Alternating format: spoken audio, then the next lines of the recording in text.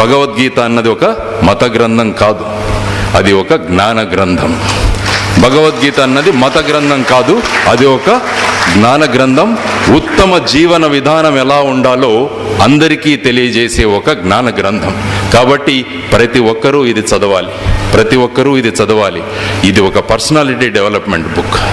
ఎన్నో చదువుతారు మనం, ఎన్నో పర్సనాలిటీ డెవలప్మెంట్ బుక్స్ మనం చదువుతూ ఉంటాం.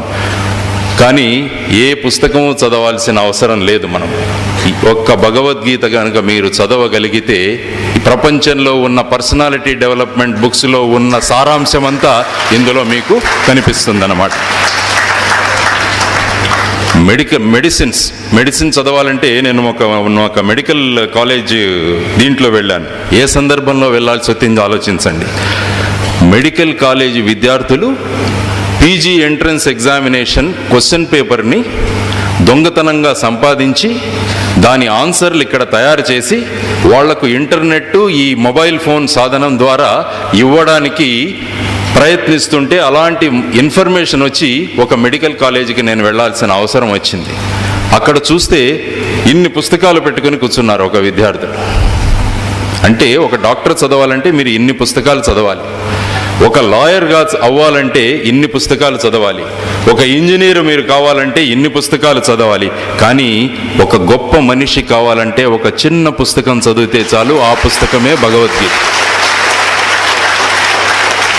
మీరు ఒక గొప్ప మనిషి కావాలంటే ఒక చిన్న పుస్తకం చదివితే చాలు, ఇన్ని పుస్తకాలు చదవాల్సిన అవసరం మీకు రాదన్నమాట. కాబట్టి అలాంటి అద్భుతమైన అవకాశాన్ని మీకు ఈ సంప్రదాన్ 2013 ఈ ముందు 2 బ్యాచెస్ వచ్చాయి, చూసాం. వాళ్ళు ఎంత అద్భుతంగా వాళ్ళు మాట్లాడారో, వాళ్ళ భావనలను ఎలా ప్రకటించగలిగారో ఇవన్నీ అద్భుతంగా మనం చూడగలిగాం. దానికి కారణం వాళ్ళ ఏకాగ్రత, వాళ్ళ ఏదో జీవితంలో ఏదో సాధించాలన్న వాళ్ళ తపన, ఒక మంచి మనిషిగా సమాజంలో నేను ఉండాలి అన్న భావనలు వాళ్ళు కలుగజేసే ఈ సంప్రదాన కార్యక్రమం ద్వారా, అదేవిధంగా భగవద్గీత ద్వారా వాళ్ళు గొప్ప మనుషులు ఖచ్చితంగా అవుతారని అంటాం.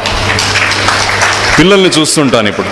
పిల్లలు చాలా స్ట్రెస్. చాలామంది, నాకు 2-3 మంచి పీడియాట్రిక్ డాక్టర్స్ నా మంచి ఫ్రెండ్స్, వాళ్ళని అడుగుతుంటాను, ఎలాగుందండి పిల్లల ఆరోగ్యాలు ఈ మధ్య బాగున్నాయా అంటే 30% పిల్లలకి డయాబెటీస్ అట. ఇప్పుడు 30% పిల్లలకి చిన్న కాలంలోనే 5వ తరగతి 6వ తరగతి చదువుతున్నప్పుడే వాళ్ళలో డయాబెటీస్, వాళ్ళలో స్ట్రెస్. ఈ స్ట్రెస్లు ఇవన్నీ కలుగజేసే దాంట్లోంచి ఈ స్ట్రెస్ లేని జీవితం, స్ట్రెస్ లేకుండా మీ జీవితం ఉండాలంటే గురువు గారు చెప్పినట్టు ఓన్లీ వన్ మెడిసిన్, ఓన్లీ మీకు ఒకే ఒక మెడిసిన్, ఈ